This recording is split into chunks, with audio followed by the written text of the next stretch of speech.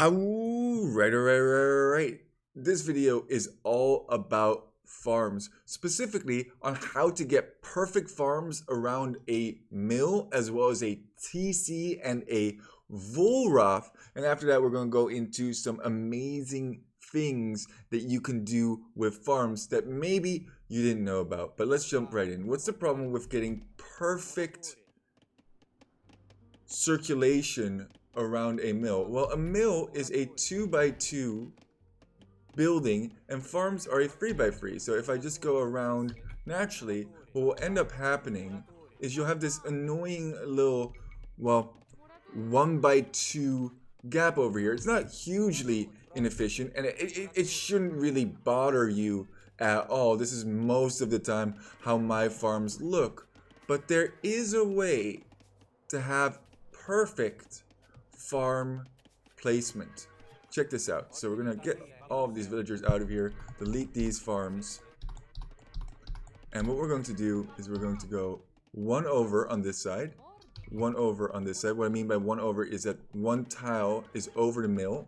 Now one tile over on this side, one tile over on that side, and now naturally these four villagers just go around, and that is how you construct the pinwheel. And isn't that absolutely majestic? Optimal spacing, to say the least. Now let's do the same over here to this TC. We need one additional villager. So what we're going to do is we are going to construct this and over. Sorry. And boop. And over. And boop. And over. And boop. And over. And I never knew that before, but isn't that some perfect spacing around the TC? And now if you wanted to construct further outwards, all you'd have to do is continue from each one. I don't have the wood, but you get the basic idea. Continue outwards from each one of those points. Isn't that absolutely majestic? Have you seen anything more satisfying? I'm definitely going to try and incorporate this in more of my gameplay. Let's check out the Volrath. Sadly, no matter how you do the Volrath, the maximum amount of farms that you can get inside of the Volrath is 8. Now, obviously, this isn't very optimal, so the best way that you can go about this is actually simply put, just go around in a circle, and that's all you really need to do to optimize a Volrath. It is so annoying because there's this extra line of ones on the edge, and you think it should be possible to place an additional farm. However, it is not. The total number of farms that you can place around a Volrath is always going to be 8. Now I'm going to talk to you about some exploits that I'm really looking forward to show you, specifically relating to farms. Let's go. Did you know that if you construct a farm next to a Volrath, it deposits its food immediately? I'm just kidding, that's not actually the exploit over here, although that is a thing for pulls. Now look at this farm over here. You can see that the food is decreasing over time. But what if I told you that you can have infinite food from just one farm and an ally? So now, my buddy over here in the blue, go ahead, take over that farm and farm your heart out. And sure enough, the food counter has reset. And now once a little bit of food has gone off of that farm, hey, get back off that farm, get off of that. Come on, that's mine. I don't pay any additional wood. However, I do get that sweet, sweet food from that farm restored. And this is how you potentially could get infinite food out of just one farm and an ally. So another thing that you can do with farms is, well, lame straggler trees. So we're constructing the mill at home. Once the mill is constructed, all you have to do is place farms over the straggler trees, and that straggler tree is going to disappear. So it has 100 wood in it. Now it has none. Why do you use farms for that and not houses or palisades? Both work, but the reason you use farms is that way you never have to really get close to the range of the TC. So we see that straggler tree, boop, bye-bye, delete the farm, John, see ya. Okay, so another thing that you can do is with unconstructed farms, if you give them a singular hit, it actually destroys the farm, even if the villager has not constructed it yet. It's a very good way to waste 60 wood of your opponent and to add some additional harass. Never run out of wood again. So if you don't have a TC and if you don't have a lumber camp, there's still a way to start collecting wood, and the way that you go about that is by means of a farm. So the first thing that you're going to do is you're going to have all of your villagers collect wood till they're full, and you need at least 7 villagers. Technically you could have less if you have wheelbarrow and stuff like that, but let's say you're in Dark Age, for example. Now once all of these villagers are full, they're going to have nowhere to drop it off. However, you can drop off wood not at the mill but at a farm when you construct it. So now that I'm constructing, I have 60 wood, constructing the farm. Everybody's going to drop off their wood there, and now we have 70. And we can repeat this process until we have enough for a lumber camp. All right, explain it. Okay, so I will move my mangonel in a position here, away from the farms. Yeah. And then I task it to attack a farm. When it attacks that farm, the projectiles land on the center tile of that farm. If, however, I simply attack ground on that center tile of the farm, notice now that the mangonel has to move an additional tile to be able to reach it. That same tile that it was previously hitting once I had tasked it just to attack the farm at the beginning. So what happens when you destroy that farm now? So click on that tile if you don't mind, and destroy it. Okay, 1 second. Farm is, wow, on 1 HP. Okay, nice. And now, if you attack ground in the center there, does the mango have to come forward? Yes, it does. It does. Wow, so in essence, a farm gives the offensive player a +1 attack. Now, could you try and hit my mango with your mango by means of attacking the farm? Oh, well, or you could just do that. Okay. Try it over on this square over here. Okay. 5 hours later.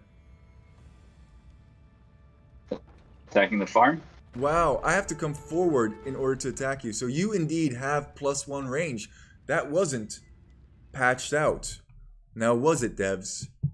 Mangoes have +1 range against farms. I guess only the mango delete exploit was deleted.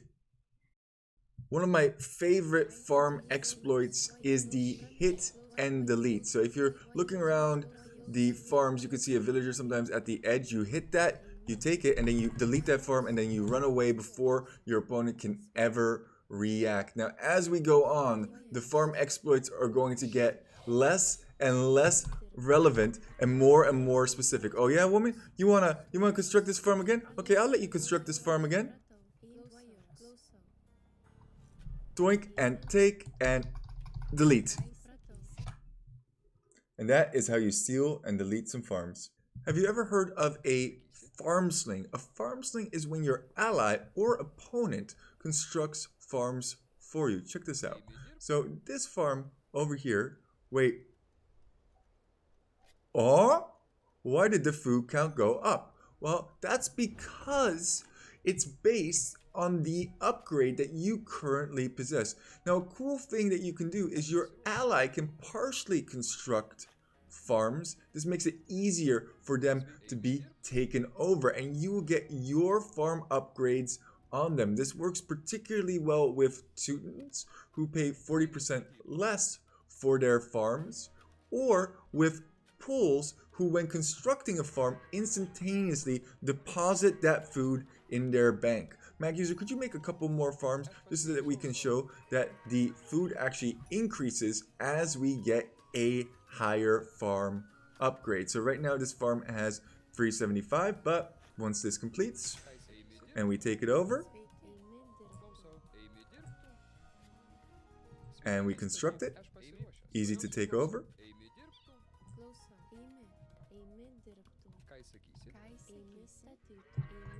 And sure enough, 550 food in the bank. And that is how you farm Sling. So we talked about farm stealing. You can simply steal a farm if no villager is attached to it. But did you know that you can auto steal farms? Check this out. So we're going to destroy this mill over here, which is naturally burning. And once that mill is destroyed, we're going to place our own mill. And the villagers will automatically steal farms for you. Look at that. Isn't that absolutely majestic? And the same, so these are all blue farms over here, works for TCs. If you don't have enough villagers, it will actually remain blue farms. So make sure to steal all of them if you don't have enough villagers to steal them all. It is risky building the mill first and then stealing the farm. I recommend probably taking the farms first and then doing this, but this is a easy way without requiring any APMs that you just automatically steal all this stuff, which is pretty amazing. And once again, if you don't have enough villas, won't take all of them. Auto stealing. Very nice. Another farm exploit is that you cannot farm from a farm that is being attacked, no matter what unit, be it a spearman, a scout, or an archer. Let's see that in action. So this archer over here is attacking this farm, and now this woman is actually idle. She cannot collect from it. This scout is attacking this farm over here, cannot collect from it. Spearman, same, but different. And this works for any unit. This is actually somewhat of a useful farm exploit because one archer can idle a villager, and if you have several archers around a TC, it can be really annoying, especially since the archer can safely stand outside of the range of the TC. Did you know, by the way, that you cannot attack a farm with villagers? It is impossible to attack farms with villagers. I don't know why you would want to, but you cannot. As long as there's a farmer attached to that farm, you cannot attack or take control of that farm. Now, if he kills my villager, go ahead and kill my villager. I'll come back. And now, try and take control. He has taken control, but he cannot damage that farm with villagers. You need a military unit. That is probably one of the most useless farm tricks that you've ever heard. Did you know that you can repair farms, but instead of spending resources to repair farms, did you know that you can heal farms with monks as well? As this mango is just absolutely ravaging my economy. But look at that. Isn't that beautiful? Monks healing farms. Hey, Mango. Let me heal that for you. I got you, bro.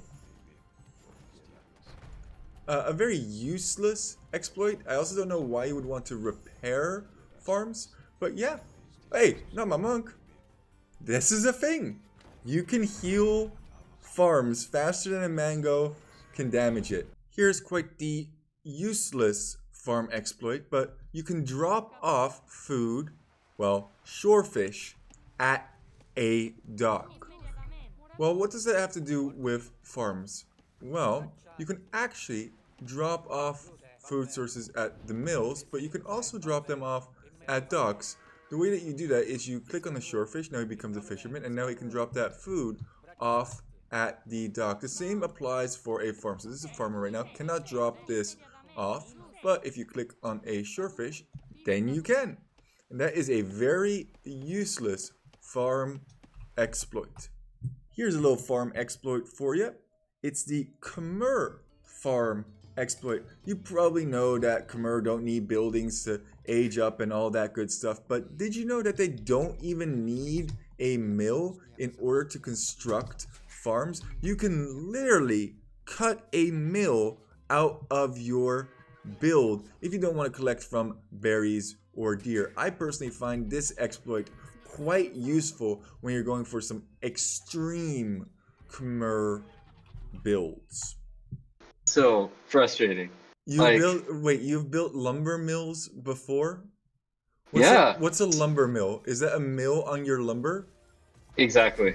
That Oh is exactly god. what it is.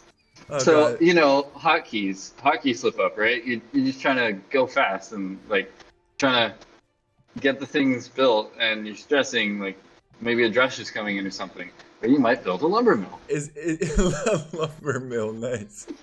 That's the perfect farm exploit right there. Have you ever built two mills instead of a house? I have done that once actually. Yep, yep. Was quite terrible. I'll never forget that actually. Lumber mills. Lumber mills.